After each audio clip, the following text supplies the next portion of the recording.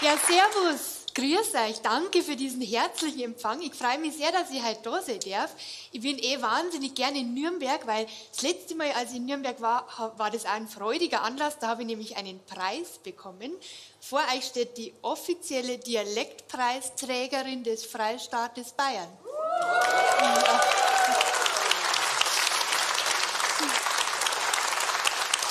Ja, merci. Mir hat es auch gewundert, aber was soll ich sagen? Ich wohne heute in München und kann Bayerisch. Ich glaube, das langt halt schon. Ich meine, Dialektpreis ist was Schönes, gell? Wobei ich habe mich schon gewundert, ist das nicht ein Widerspruch in sich? Dialektpreis? Aber jedenfalls war die Veranstaltung in Nürnberg damals auch sehr schön, das war so ein netter Empfang, aber seien wir mal ehrlich, sowas kann ja auch sehr zart sein. Also ich meine, euch brauche ich nichts erzählen, gell? Ihr habt euch heute gedacht, heute gehen wir mal ins Kabarett, ja, dann nimmst du so eine Begleitung mit und schaust du so die Show an, soweit alles gut, gell? Aber irgendwann ist diese Show ja auch vorbei und dann weiß man, aha, jetzt muss ich mit meiner Begleitung reden. Ja, wir können ganz offen sein, gell, das ist nicht immer Freude. Also, nein, ich habe schon so viele zahre Gespräche geführt in meinem Leben und ich finde gerade mit so oberflächlichen Bekannten, so Smalltalk, das ist echt eine Herausforderung. Ich habe mir dann immer gedacht, naja, ich bin ein freundlicher, positiver Mensch. Ich verteile dann gern einfach mal zum Einstieg schon mal so Komplimente, gell, bin einfach so entwaffnend, habe ich mir gedacht, sag gern so, ja, grüß dich, gut schaust aus. Aber ich sage euch was, wenn man das mit einer Frau macht, ich kriege nicht immer die Reaktion, die man wünschen darf. Ich finde, jeder kann sich ja freuen über ein Kompliment, aber manche Frauen haben so eigenartige Reflexe, ja, die fangen dann an, sich selber so runterzumachen. Wirklich, ich habe eine Bekannte drauf, habe gesagt, du hast aber schöne Ohrringe drin. Na, hat die losgelegt. Wirklich, hat eiskalt gesagt, okay, die ist plump. Das ist doch bloß so eine Graffi von der Bijou Brigitte.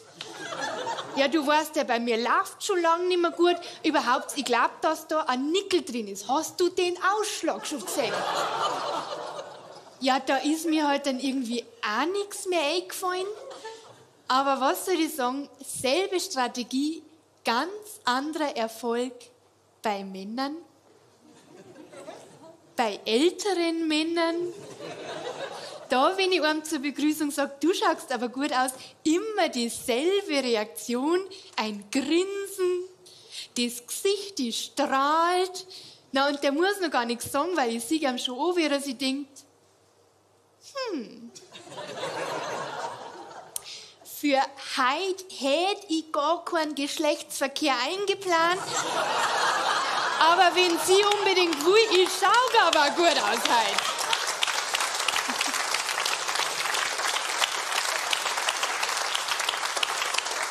Und da nimmt das Unglück seinen Lauf, weil dieser Typ Mann, der fängt nämlich jetzt gern an zu reden über sich.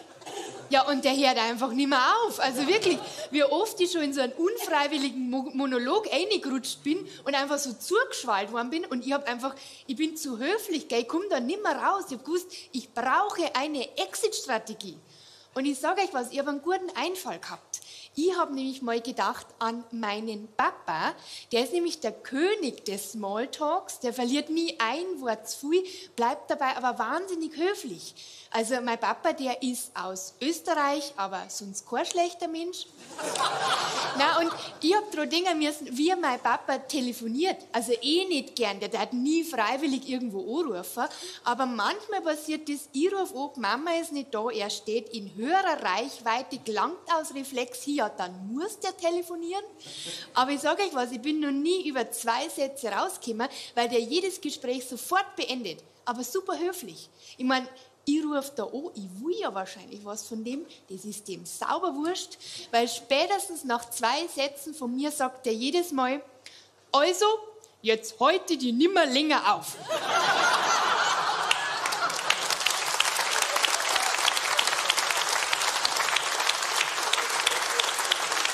Ja, und Das ist doch genial, oder? Und da hab ich dran denken müssen. Ich war wieder bei so einem Event, so Empfang, ich weiß gar nicht mehr, was war, Preisverleihung, irgend so ein Gratis-Event mit gratis Alkohol, weil es waren wieder alle Freibierlädchen da in München.